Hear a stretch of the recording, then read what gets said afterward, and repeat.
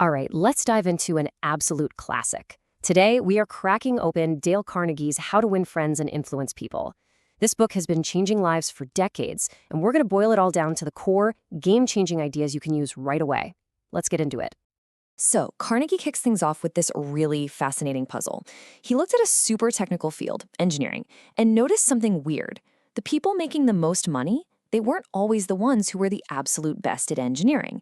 So, if it's not pure technical skill that gets you to the top, what on earth is it? And this is what he called the engineer's paradox.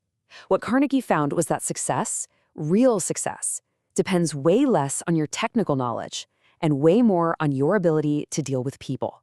We're talking about expressing your ideas, leading a team, and getting others excited and on board. That's the skill that really pays the bills, and it's the central idea we're going to unpack.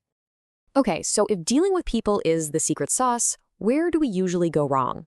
Well, Carnegie points a finger at our most basic, go-to instinct, criticism. Think about it. When someone messes up, our first impulse is often to call them out on it. And Carnegie argues that this is the single biggest, most useless mistake we make. And the psychology behind this is just so true, isn't it? Criticism just doesn't work. Why? Because it immediately puts people on the defensive. It's a direct hit to their pride, to their sense of self-worth, and instead of making them want to change, it just builds up resentment and makes them double down. And this story from the book just illustrates it perfectly.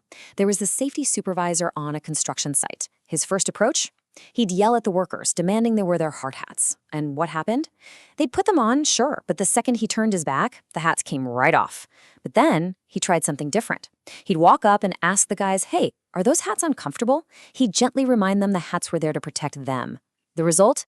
Total cooperation, no resentment. Same goal, completely different worlds in terms of outcome. And listen, this isn't just about hard hats. It's a fundamental human truth. Carnegie saw it everywhere, from presidents feuding with each other to the most infamous criminals of his time. It doesn't matter who you are. Criticism never inspires real change. It just makes people dig in their heels and find a way to justify what they did no matter how wrong it was. I mean, get this. The Teapot Dome scandal was one of the biggest political blow-ups of the 1920s. This guy, Albert Fall, was caught red-handed. The evidence was overwhelming. Did he apologize? No way. His own wife screamed to the press that he was the one who had been betrayed. It just proves the point with a giant exclamation mark. Criticism is absolutely futile. All it does is create defensiveness. All right, so if telling people they're wrong is a total dead end, what's the alternative? This is where Carnegie makes a brilliant pivot. He moves from the problem to the core insight of his entire philosophy. He identifies one single, all-powerful desire that is secretly driving almost everything we do.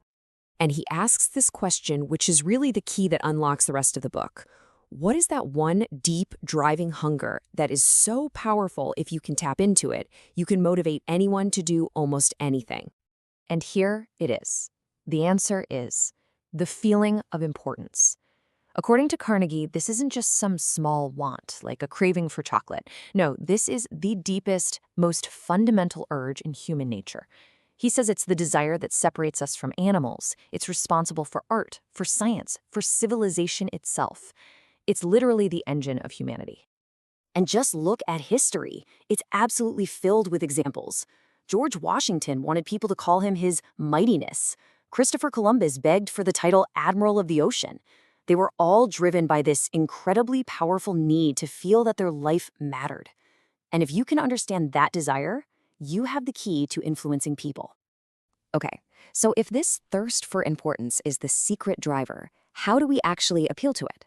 Well, Carnegie doesn't just leave us with a theory. He gives us a practical toolkit, boiling it all down into simple, actionable rules. We're going to look at 3 of the most powerful ones right now. Here they are, 3 fundamental techniques. Instead of condemning people, give honest appreciation. Instead of talking about what you want, figure out what they want and get them excited about it. And instead of trying so hard to be interesting yourself, just become genuinely interested in other people. Let's break each one down. So, rule number 1 is the perfect antidote to criticism. It's simple. Find something you can honestly, genuinely admire in the other person, and tell them. Now, Carnegie's really clear on this. This can't be cheap, insincere flattery. That stuff backfires. It has to be real. And when it is, Its power can be absolutely life-changing. Just think about this incredible story. A young boy named Stevie Morris was in class, and his teacher needed help finding a mouse that was loose, so she asked for his help, appreciating the fact that nature had blessed him with amazing hearing to make up for his blindness.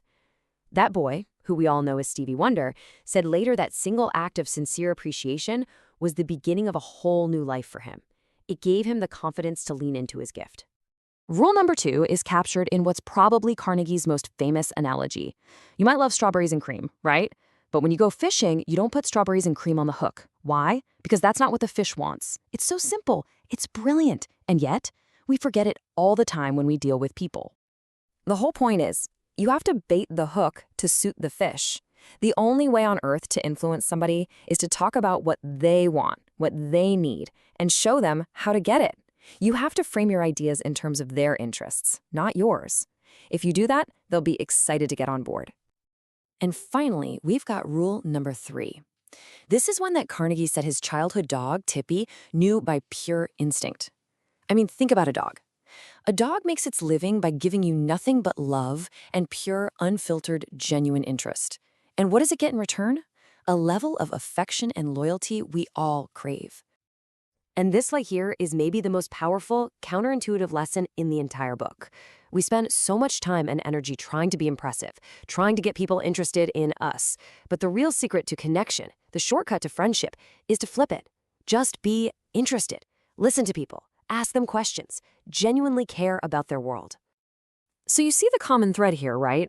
It connects every single one of these rules. It's a radical shift in focus from I to you.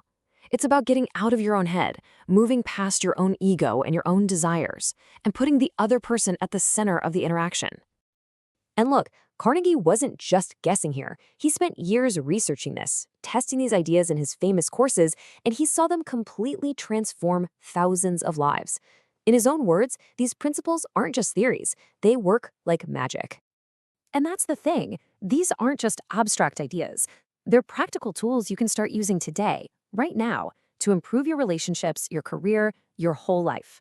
So the only real question left is, who are you going to try them on first?